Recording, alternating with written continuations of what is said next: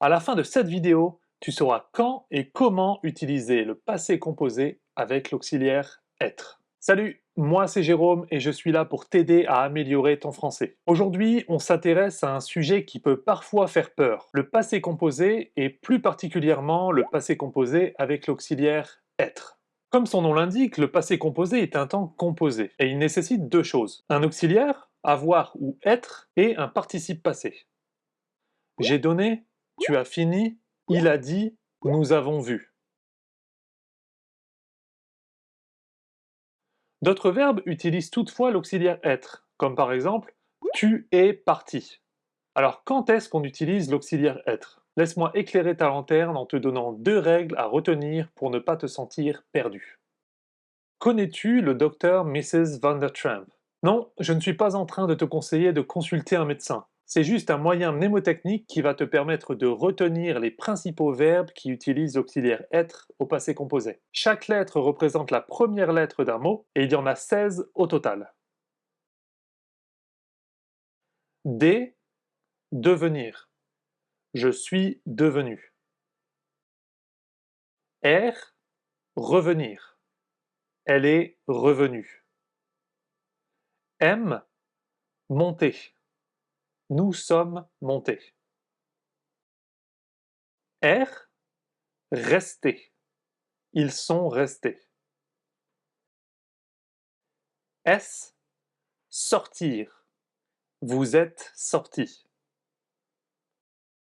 V, venir. Tu es venu. A, aller. Je suis allé.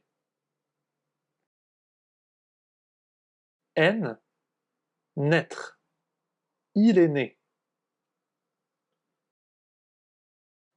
D, descendre. Nous sommes descendus.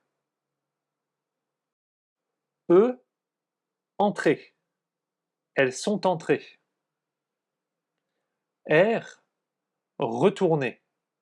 Vous êtes retournés. T, tomber. Je suis tombé. R, rentrer. Tu es rentré. A, arriver. Il est arrivé. M, mourir. Ils sont morts.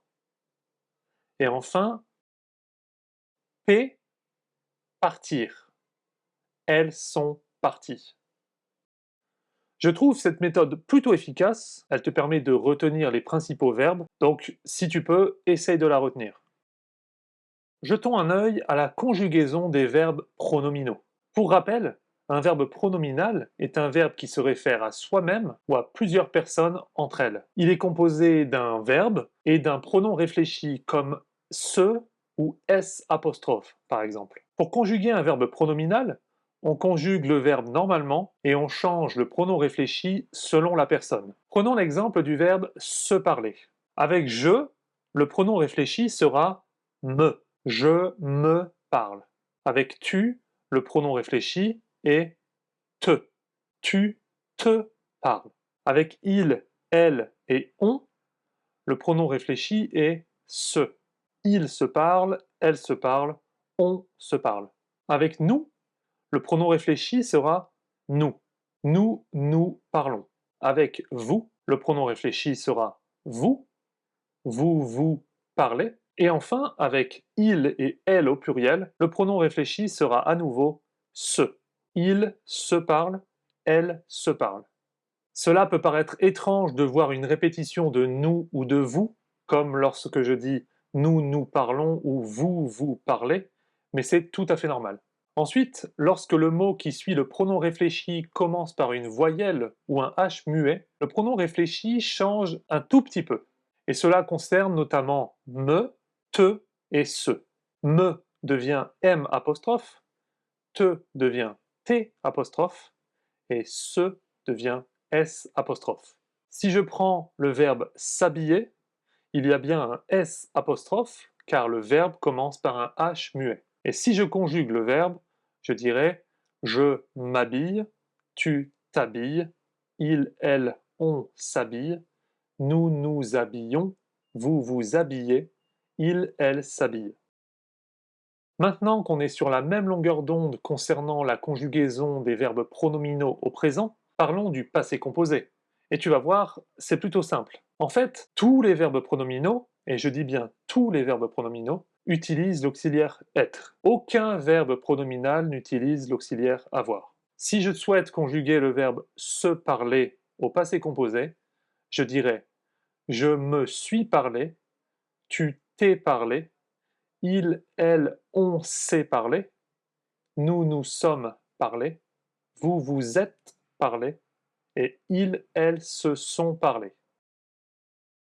Bref, si je résume les deux règles que je viens de te donner, il y a d'abord Dr. Mrs. Van der Tramp, qui te permet d'apprendre 16 verbes qui utilisent l'auxiliaire être au passé composé, et il y a également la règle avec les verbes pronominaux, qui dit que chaque verbe pronominal utilise l'auxiliaire être au passé composé.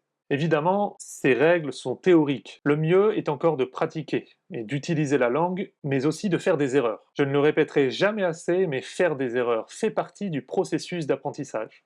Donc je t'encourage à faire un maximum d'erreurs, à être corrigé par un professeur si tu le peux, ou un tuteur par exemple, mais continue à faire des erreurs pour pouvoir progresser. C'est tout pour cette vidéo, j'espère que celle-ci t'a plu. Si tu as des questions, n'hésite pas à la poser dans les commentaires et je me ferai un plaisir d'y répondre. Et si mon travail te plaît, tu peux également me soutenir sur Patreon, je mettrai le lien dans la description de la vidéo. Allez, je te souhaite une bonne journée ou une bonne soirée, on se retrouve dans la prochaine vidéo, c'était Jérôme, salut!